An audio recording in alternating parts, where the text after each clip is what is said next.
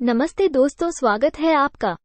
आज हम इस वीडियो में बिगिनर्स शुरुआतकर्ता मतलब नए ट्रेडर के लिए फाइनेंशियल प्लानिंग गाइड के बारे में चर्चा करेंगे। मूल बातें।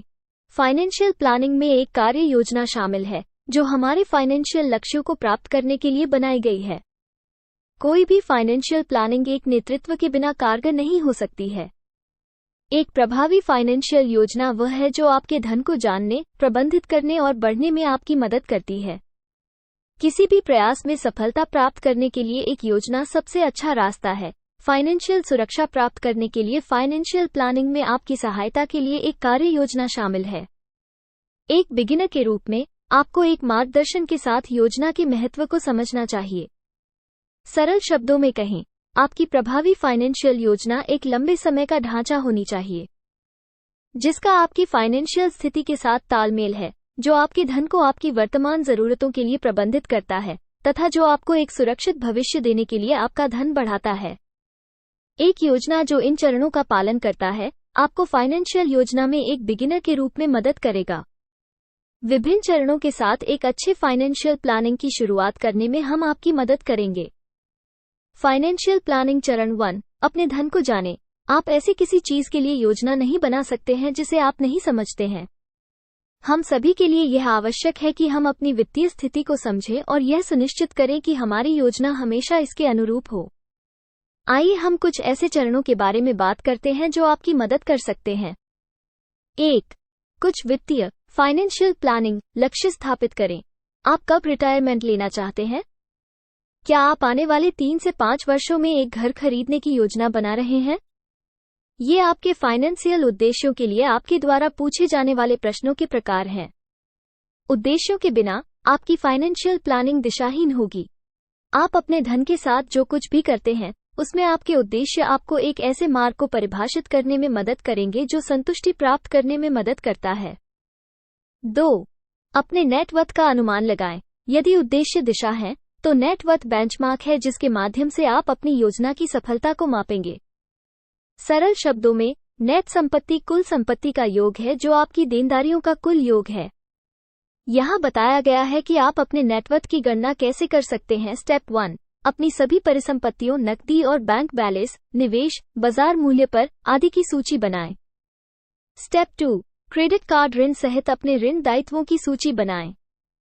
स्टेप 3, कुल संपत्ति से कुल देनदारियों में कटौती करें। शेष राशि आपकी नेटवर्थ है।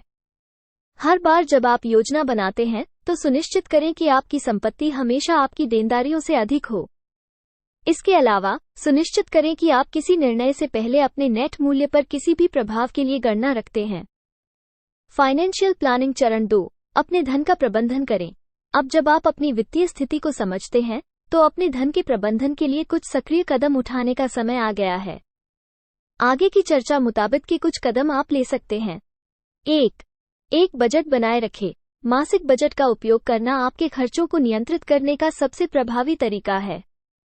विभिन्न थंब रूल्स के माध्यम से आप विभिन्न लक्ष्यों के लिए बचत कर सकते हैं और सभी अनावश्यक खर्चों में कटौती कर सकते हैं। ऐसे कई तरीके हैं जिनसे आप बजट बनाए रख सकते हैं। आप पुराने जमाने के पेन एंड पेपर विधि या ऐप का उपयोग कर सकते हैं जो आपके खर्चों को स्वचालित रूप से ट्रैक करते हैं। हालांकि कोई भी तरीका मायने नहीं रखता है। आपको सिर्फ ये याद रखना है कि आप अपने बजट को फ्लेक्सिबल और अनुकूल बनाएं ताकि आप इसे आसानी से अपना सकें। 2. अपने ऋण का समय पर भुगतान करें। ऋण एक वित्तीय बोझ है जो बिगड़ता है अगर आप इसका नियमित रूप से भुगतान नहीं करते हैं। दंड भुगतान से लेकर क्रेडिट स्कोर में गिरावट तक ऋण को प्राथमिकता नहीं देने के कई नुकसान हैं। इसलिए यह आवश्यक है कि आप एक विस्तृत योजना बनाएं जो आपको जल्द से जल्द ऋण से बाहर निकालने पर केंद्रित है। आप अपने बजट के माध्यम से ऋण को प्राथमिकता दे सकते हैं या आप ऋण रीपेमेंट तकनीकों का भी उपयोग कर सकते हैं। 3. बीमा और संपत्ति एस्टेट की योजना बनाना। इन तत्वों को अक्सर नजरअंदाज कर दिया जाता है क्योंकि इनका कोई तात्कालिक लाभ नहीं होता है। हालांकि जीवन की अनिश्चितता को देखते हुए बीमा और संपत्ति योजना दोनों एक प्रभावी वित्तीय योजना में योगदान करते हैं। संभावित घटना के कारण होने वाले नुकसान से बीमा सुरक्षा है। सर्वोत्तम सुरक्षा के लिए हमें जीवन और स्वास्थ्य बीमा दोनों योजनाओं पर विचार करना चाहिए। दूसरी ओर, एस्टेट प्लानिंग आपके जाने के बाद आपकी संपत्ति को आपके प्रियजनों को ट्रांसफर करने में मदद करती है। इस प्रक्रिया में शामिल कानूनों का ज्ञान आवश्यक है, इसलिए आप मार्गदर्शन करने के लिए एक सलाहकार की मदद ले सकते हैं। 4. एक इमरजेंसी फंड बनाएं। अस्पताल के खर्च और नौकरी छूटने जैसी आपात स्थिति हमारे वित्त पर भारी पड़ सकती है।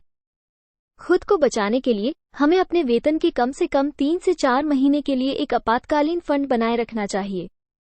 आपातकालीन फंड बनाने के लिए हम ये भी कर सकते हैं, बचत खाते में नियमित रूप से धन की राशि निर्धारित करें। शॉर्ट टर्म लिक्विड फंड की तरह निवेश का उपयोग करें। फाइनेंशियल प्लानिंग चरण 3, अपनी संपत्ति बढ़ाएं। अंत में, शेयर बाजार की मदद से आर्थिक रूप से सुरक्षित भविष्य बनाने के लिए कुछ कदम उठाएं। 1. निवेश शुरू करें। महंगाई के साथ हम जानते हैं कि जैसे जैसे साल बीतेंगे, चीजें और महंगी होंगी। अपनी संपत्ति और मुद्रास्फीति इन्फ्लेशन को मात देने के लिए हमें जल्द से जल्द निवेश शुरू करना चाहिए। निवेश से हमें कंपाउंडिंग की शक्ति का लाभ प्राप्त करने में भी मदद मिलती है। इसका मतलब है कि हम जितना पहले निवेश करना शुरू करते हैं, अपने लक्ष्यों को प्राप्त करने के लिए हमें उतने कम पैसे का निवेश करना होगा।